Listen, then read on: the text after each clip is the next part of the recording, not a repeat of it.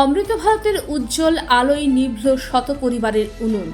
শান্তিপুরের রেলওয়ে প্ল্যাটফর্মে অস্থায়ী দোকান উচ্ছেদের কান্না, ভারী বাতাস। উন্নয়নের জন্য ব্যবহৃত ছেনি হাতুড়ির আনন্দের শব্দ আর পুরানোকে ভেঙে গুঁড়িয়ে দেওয়ার আর্তনাদ সবার কানে হয়তো একইভাবে পৌঁছায় না। রেলের আধুনিকরণের জোয়ারে যখন সেজে উঠেছে স্টেশন, ঠিক তখনই স্টেশনের চত্বরে বিদায় নিচ্ছে ৩-৪ দশক ধরে আঁকড়ে থাকা এক রাশ দীর্ঘশ্বাস।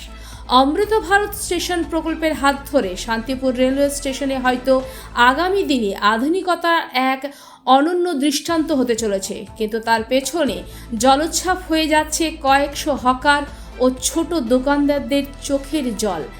দীর্ঘদিন ধরে প্ল্যাটফর্মে চা, জল, ফল কিংবা ছোটোখাটো খাবার বিক্রি করে জীবন চালানো এই মানুষগুলো প্রতিটি ভোটের আগে জনপ্রতিনিধির কাছ থেকে শুধু আশ্বাস পেয়ে এসেছেন।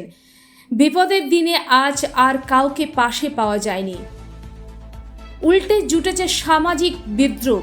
এতদিন দোকান করেও একটা মাথা গোঁজার ঠাঁই করতে পারলেন না, কিংবা হকারের বাড়িতে ফ্রিজ, মোটরসাইকেল আছে, এই ধরনের মন্তব্যকারীদের হয়তো জানা নেই বর্তমান দুর্মূল্যের বাজারে একটি স্থায়ী দোকান ঘরের দাম প্রায় ৫০ থেকে ৬০ লক্ষ টাকা।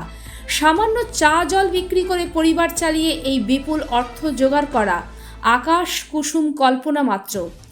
বুলডোজারের আগেই লক্ষ্মীকে সসম্মানে বিদায় রেল কর্তৃপক্ষের পক্ষ থেকে দোকান সরিয়ে নেওয়ার বারংবার নোটিশ দেওয়া হয়েছিল। চূড়ান্ত সময়সীমা ছিল আগামীকাল পর্যন্ত, কিন্তু এই সমাজের চরম উদাসীনতা তারা অনেকেই আগে বুঝিয়ে দিয়ে গেছেন। তাই রেলের বুলডোজারের এসে তাদের উপার্জনের শেষ সম্বল লক্ষ্মীকে পিষে মারুক তা চাননি শান্তিপুরের হকাররা। ৩০, ৪০ বা ৫০ বছর ধরে দুই পুরুষের ইতিহাসে জড়িয়ে থাকা ভিটে নিজের চোখের জলে খালি করে দিয়েছে তারা। ফিরে যাচ্ছেন উপার্জনের এক চরম অনিশ্চয়তার বাড়িতে, যেখানে শিশু, কিশোর কিংবা বৃদ্ধ বাবা মা পথ চেয়ে বসে আছেন। আগামীকাল থেকে উনুন জ্বলবে কী করে তা জানা নেই কারো। শেষ মরিয়া চেষ্টা হিসেবে শান্তিপুরের সাংসদ জগন্নাথ সরকারের কাছে লিখিতভাবে নিজেদের আকুল আবেদন জানিয়েছেন উচ্ছেদ হওয়া ব্যবসায়ীরা। তাদের দাবি চাকরি নয়, অন্তত একটা টেবিল চেয়ার পেতে যাতে তারা ব্যবসাটুকু চালিয়ে যেতে পারেন, যাতে পরিবারের মুখে দুটো অন্ন তুলে দেওয়া যায়। সাংসদ চেষ্টা করবেন বলে আশ্বস্ত করলেন।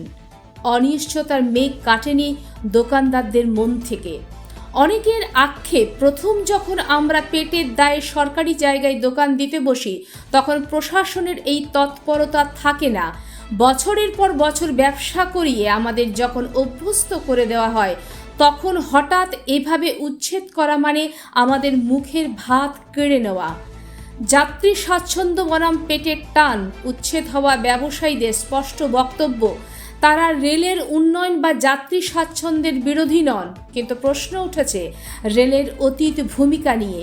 যখন একের পর এক ভুঁইফোরের মতো দোকান গজিয়ে উঠেছিল তখন কর্তৃপক্ষ কেন উদাসীন ছিল? সেই সময় রাশ টানলে আজ এতগুলো পরিবারকে পথের ভিখারি হতে হতো না। আজকের এই উচ্ছেদে সবচেয়ে বেশি ক্ষতিগ্রস্ত হয়েছেন অসহায় মানুষেরা, কিন্তু স্বামীহারা বিধবা, কেউ বা শারীরিক প্রতিবন্ধযুক্ত, আবার কেউ বা দোকানের আয়ের ওপর ভরসা করে লোন নিয়ে সামান্য মাথা গোঁজার ঠাঁই করেছিলেন। এক লহমায় সব শেষ হয়ে গেল। রেল কর্তৃপক্ষের স্বল্পমূল্যে দোকান বরাদ্দের নিয়মে পেছনে রয়েছে এক তিক্ত অভিজ্ঞতা। হকাররা জানিয়েছেন, ডিজিটাল পদ্ধতিতে আবেদন হওয়া সারা ভারতবর্ষের মানুষ এই শান্তিপুর স্টেশনের দোকানের জন্য টেন্ডার জমা দিচ্ছেন।